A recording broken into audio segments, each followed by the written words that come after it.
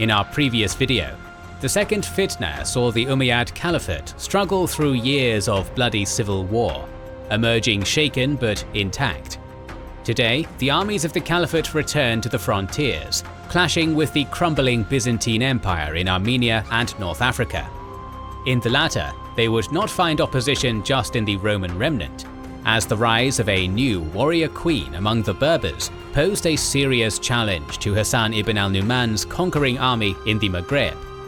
And even as the Umayyads won victories on the battlefield and expanded ever further, the cohesion and unity of their empire continued to deteriorate on their eastern frontiers, planting the seeds of their eventual collapse.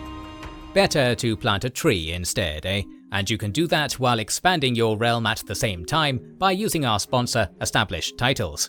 They'll sell you miniature plots of land in Scotland, because being a landowner there allows you to claim the noble titles of Lord or Lady, and a tree is planted with every order, preserving picturesque woodland and biodiversity, and Established Titles supports charities like One Tree Planted and Trees for the Future. You'll get at least 1 square foot of land in Scotland with a unique plot number and a certificate to prove it. This allows you to officially get Lord or Lady on your credit cards, plane tickets and more. You can also get maps to show your new estate, including the immensely detailed hand-drawn 1611 map by John Speed, held by the National Library of Scotland. Get a plot for yourself or give an amazing gift at a discount right now in their Labour Day sale. Plus, if you use our code KINGS, you'll get an extra 10% off. Go to establishedtitles.com/kings to get your gifts and help support the channel. Following Ibn al-Zubayr's death and the surrender of his forces at the end of an 8-month-long siege of Mecca, the immediate aftermath of the Second Fitna would see Caliph Abd al-Malik dispatch armies to suppress the Carthagite uprisings that had been such a thorn in his would-be usurper's side. The Carthagite army ruling Yemen and Central Arabia had already begun to fragment and dissolve even before the Umayyad victory in the civil war, with their leader, Naji ibn Amir al-Hanafi, having been executed by his own disillusioned forces over his supposed secret negotiations with the Umayyads. Many of the Carthagites dispersed before the Umayyad reconquest, making for Persia or North Africa. With that said, the Carthagite remainder, led by Abu Fudayk, put up staunch resistance to General Umar ibn Ubaydallah's Iraqi army when they met in battle in Bahrain, driving back the Basrans making up the Umayyad left wing and seriously wounding Umar. However, they were held at bay by the Kufan right wing and the Syrian cavalry making up the center, then driven back to their camp when the Basrans rallied and returned to the fray. With the wind at the Umayyads' backs, the Carthagite camp was set alight, with the smoke and heat panicking horses and reducing the Carthagite defense to chaos.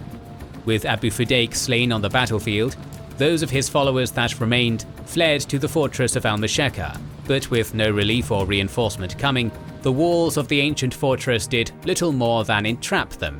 Lacking supplies, surrender came swiftly, and little mercy was shown, the mass executions of most of Abu Fudayk's followers ending the brief period of Carthagite dominance in Arabia in a grisly fashion.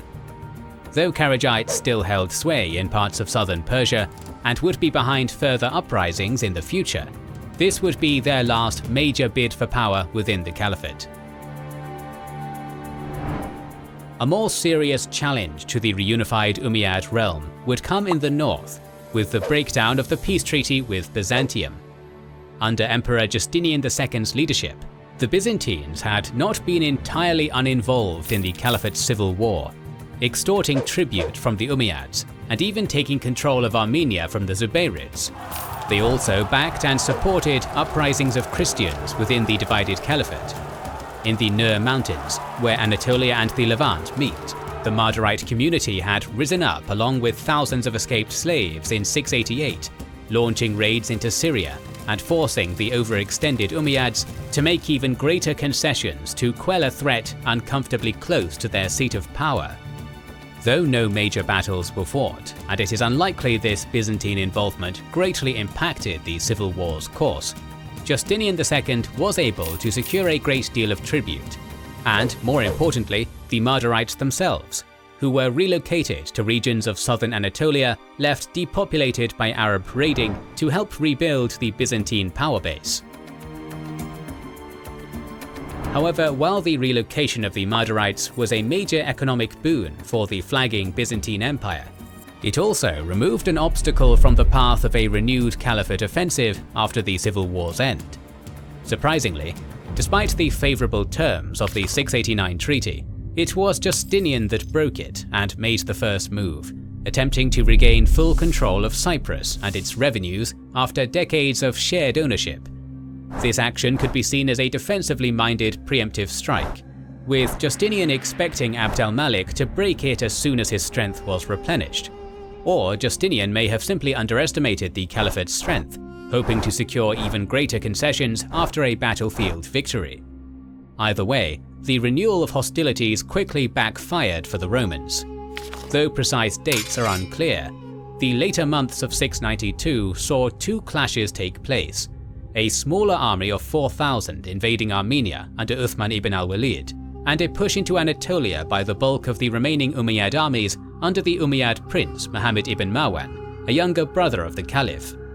Both generals achieved victory, thanks in part to the defection of thousands of recently conquered Macedonian Slavs Justinian had attempted to force into his army. These twin defeats undid years of Byzantine expansion and negotiation, leaving Armenia firmly under Arab control and Anatolia open to renewed Arab raiding in the following years. On the home front, Abd al-Malik worked aggressively to consolidate power in former rebel strongholds. A figure of central importance during this period was al-Hajjaj ibn Yusuf, who rose to prominence as the leader of the Caliph's personal forces and became famous for his keen military mind. Following the Second Fitna, he was rewarded with the governorship of Yemen and the Hejaz, a major display of Abd al-Malik's trust for the general, given the lingering anti-Umayyad sentiments in the former Zubayrid power base. Though only in the position 2 years, al-Hajjaj swiftly reasserted Umayyad control through harsh, unforgiving leadership and displays of force that both helped cow the rebellious nobility of the Hejaz and allowed Abd al-Malik to demonstrate his mercy through occasional more lenient interventions. Leaving Arabia behind in 694, he was sent next to Iraq, taking over as governor of Basra and Kufa from the Umayyad prince Bashir ibn Marwan, and working to reassert control over a fractured and rebellious Persia, where he would soon find himself on the front lines of another rebellion. Meanwhile, on the western frontiers, expansion was beginning anew. While the Caliphate had been the dominant power in North Africa for decades, the continuing Byzantine presence in Carthage left their hold over the region tenuous at best.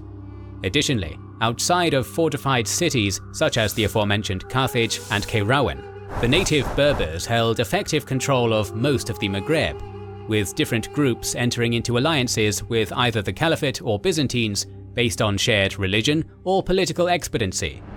So as long as the Byzantines represented an opposing power bloc, they could forge alliances with Berber kingdoms and tribes that had not yet converted to Islam and back native opposition to the Caliphate's expansion. To finally stamp out this threat, Abd al-Malik dispatched Hassan ibn al-Numan with 40,000 Syrian, Egyptian and converted Berber soldiers in 694 to capture Carthage. Initially, the invasion met only success, with the city's fleet and garrison abandoning Carthage for Sicily before Hassan's arrival in early 695, and allowing the city to fall without resistance. Hassan had more enemies in North Africa than he knew, however. Following the death of King Caecilius, or Kusila, to the armies of Zubair ibn Qais, a new ruler had emerged to reunite the Berber kingdom Zuhayya had shattered.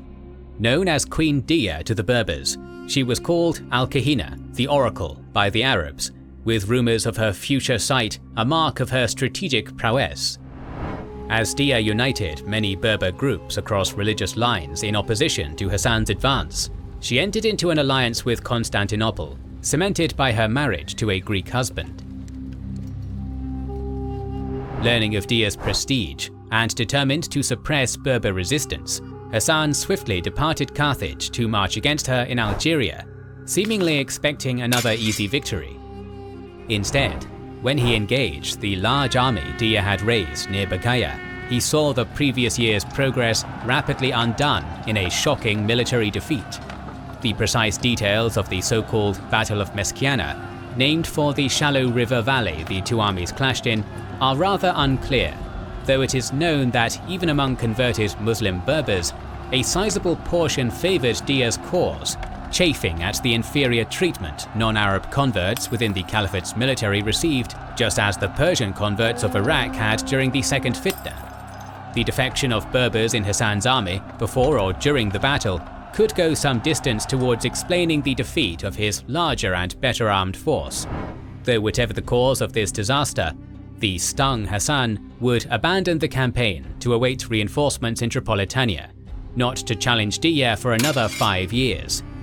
He did, however, clash once more with the Byzantines during his retreat, who, under General Absimar, had recaptured Carthage by sea in a surprise attack while Hassan had been marching against Dia.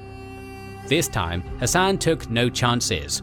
After years of Byzantine resistance and fleet activity out of the city, he chose to raze Carthage to the ground, as Scipio Africanus the Younger had centuries prior, conclusively ending the Byzantine foothold in the Maghreb and stripping Dia of a crucial ally.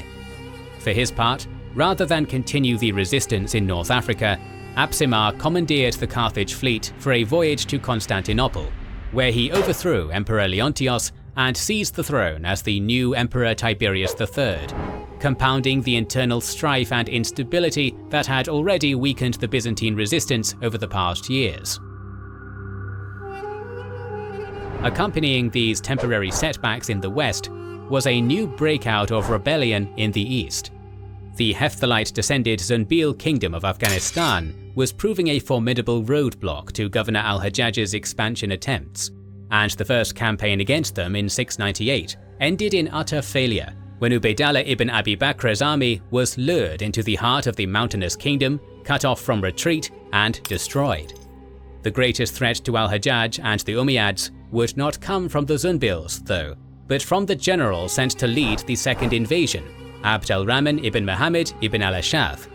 When he attacked the Zunbils in early 700, they fell back without battle, abandoning large swaths of their territory to the invaders. Fearing the same trap that had doomed Ubaydallah's army, al-Ash'ath opted not to push on into their mountainous heartland, planning to consolidate his conquests and continue cautiously expanding over the years to follow. But when al-Hajjaj learned of this, he accused Abd al-Rahman of cowardice, demanding he complete the conquest of the Zunbils before he or any of his men would be allowed home to Iraq. Here the harshness he had so often shown while subduing the Hijaz would backfire, as the soldiers in Abd al-Rahman's army, wary of the danger ahead and angered by their poor treatment, opted to follow Abd al-Rahman back to Iraq to depose al-Hajjaj rather than pressing on into Afghanistan as ordered. Reaching an accord with the Zunbils, promising them tribute exemption should he be victorious, in exchange for safe haven should he be defeated, he began his march west through Persia, defeating al-Hajjaj's loyal commander, Atiyah ibn Amr al-Anbari, in a series of cavalry engagements along the way. At this point, Abd al-Rahman's rebellion was strictly targeting al-Hajjaj, and no threats towards Abd al-Malik or claims for the title of Caliph had been made. But after receiving word of the mutiny, Abd al-Malik opted to back his unpopular governor, sending several thousand experienced Syrian cavalry with all haste to Basra to reinforce him. In a last-ditch effort to turn back the rebels, al-Hajjaj sent 2,000 of these new arrivals to block the mutineers from crossing the Dujail River in the lowlands of Khuzestan. But while they initially saw success against a 300-strong advance force, the rebel army, raised and outfitted for conquest and certainly outnumbering the Syrians, even if the reported strength of 100,000 is a clear exaggeration, soon forded the shallow river, forcing their way across and putting the Syrians to rout. In the aftermath of this clash, the rebels expanded the scope of their movement, now disavowing Abd al-Malik and seeking his overthrow, along with that of al-Hajjaj. It is possible Abd al-Rahman had intended this from the beginning, and simply used the battle as justification. But whether this was the case or not, he now represented a major threat to the overextended caliphate, with so much of Abd al-Malik's core Syrian army away fighting in North Africa. Arriving in Basra in February of 701, after al-Hajjaj had fled north towards Kufa, Abd al-Rahman took advantage of the departed governor's unpopularity to secure oaths of loyalty from much of Basra, fortifying the city and engaging in a month of skirmishing with al-Hajjaj's forces before sallying forth to do battle in mid-March. Initially, the Iraqis held the upper hand. Though the two armies met in the open, al-Hajjaj's loyal forces, drawn from the Qurayshi and Thaqif tribal confederations of the Hejaz and the Caliph's Syrian reinforcements, were soon forced to retreat to the defensive trenches they had prepared to foil the enemy's cavalry charges. Fierce fighting took place for most of the day, with the spearmen on al-Hajjaj's flanks falling back in disarray and the centre on the verge of rout.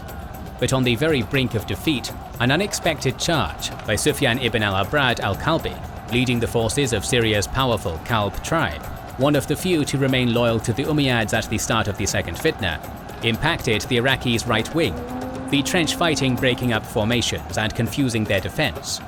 With the pressure lessened, the Syrian and Hijazi forces rallied, splitting the Iraqi army in two and setting them to flight. Abd al-Rahman immediately retreating north with the Kufan soldiers and most of his cavalry, while one of his lesser commanders, Ibn Abd al-Muttalib, led the Basran forces in a 3-day fighting retreat before finally escaping al-Hajjaj's pursuit and taking off after his departed general. But despite this defeat and al-Hajjaj's subsequent recapture of Basra, Abd al-Rahman's mutiny was still a major concern for Caliph Abd al-Malik, especially once the people of Kufa rose up to depose al-Hajjaj's loyal overseer, Ibn al-Hadrami, and offer Abd al-Rahman their support upon his arrival. A year later, when al-Hajjaj marched north again after pacifying Basra and receiving further Syrian reinforcements, he found a greatly bolstered rebel army awaiting him outside Kufa. With both forces now wary of a decisive engagement, they each entrenched themselves on April 4, 702, with weeks of low-intensity raiding and probing attacks following. This drawn-out exchange favoured the Iraqis, who could easily resupply from Kufa, while al-Hajjaj's army struggled to feed itself in the unfriendly territory. And when word of the ongoing stalemate reached Abd al-Malik, he went as far as offering to remove al-Hajjaj in exchange for peace.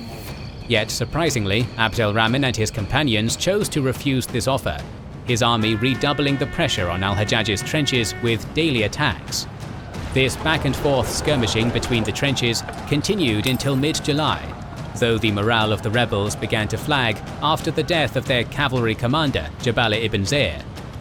With no quick victory in sight, some of Abd al-Rahman's commanders began to question the wisdom of refusing the Caliph's peace offering, with some possibly reaching out in secret to the Umayyads in hopes of receiving pardons for their defection. When the two armies finally came together again in pitched battle on July 15th, both armies held firm through the fierce fighting until midday, seemingly evenly matched. But like in the previous battle, it would be a charge by al-Kalbi that decided the outcome. Rushing out with his cavalry from behind the Syrian right wing, he attacked the Iraqi left wing under the command of al-Abrad ibn Qurra, a leader normally noted for his bravery. Here, however, Ibn Qurra fell back in retreat almost immediately, leading to unconfirmed accusations in some accounts that his desertion had been negotiated with the Umayyads before the battle. With the collapse of the left wing, many in the rebel center began to flee as well, despite Abd al-Rahman's best efforts to rally a defense. After an impassioned call to arms from his pulpit, his commanders and some of the retreating infantry flocked to his side for a last stand. But with the tide of battle now firmly in their favor, the Umayyads simply showered him and his defenders with arrows rather than charge the well-defended trenches. With his position besieged and the battle lost, Abd al-Rahman fled east to the safety of the Zunbils, marking the end of his attempt on the caliphate. Back in the Maghreb, though seemingly unchallenged following her victory at Meskiana, Dia unwittingly planted the seeds of her own downfall by embarking on a scorched earth campaign in the territory she had driven Hassan from. Likely viewing the caliphate's renewed invasion as simply ambitious raiding, she may have hoped to dissuade them from returning by stripping the border regions of plunder, or to demoralize them further after their defeat with a display of brutality. Unfortunately, this move would quickly backfire, for many under Dia's banner, especially those who lived in the affected lands or used them for grazing, were angered by the wasteful and self-destructive action, and without the immediate unifying threat of the Caliphate, Dia's Berber kingdom began to fragment. As these events are filtered through the interpretations of non-Berber outsiders, it is even possible the fragmentation had begun earlier, and what Arab observers saw as a scorched earth campaign was in reality an attempt to stamp out brewing tribal rebellion. Thus, despite her massive victory in battle, Dia would never reach Kairouan as her predecessor Caecilius had, with her dominance of the Maghreb reduced to little more than her homeland in the Auris mountain highlands by the time Hassan returned with reinforcements in late 702. Dia mustered what loyal forces remained to her, picking an advantageous battleground to await Hassan's arrival, Tabaka, on the coast north of the modern Tunisian city of Jendouba, where the Auris Mountains and Mediterranean Sea formed a natural choke point. The choice of the battlefield was sound. The terrain would constrain and hamper the numerically superior Muslim army, while the presence of the Byzantine fleet at Sicily prevented Hassan from simply bypassing the choke point by sea. Nevertheless, when the battle was joined early in 703, Dia would see first her army and then her kingdom shatter, with no more Byzantine gold to sway tribes to her banner, and with her actions having alienated most of the lowlanders. Many of those who had fought with her at Meskiana deserted her or chose to join Hassan, now that the Caliphate was the only remaining power bloc in the region. Though she narrowly escaped the disastrous defeat, she was pursued into the Auris Mountains and slain soon after, ending the years of back-and-forth fighting to conquer the Maghreb. To aid in the rebuilding of the devastated region after Carthage's razing and Dia's scorched earth campaign, thousands of Coptic Christians were resettled from Egypt, taking up residence in newly founded Tunis to work in Hassan's new shipyards for the growing caliphate.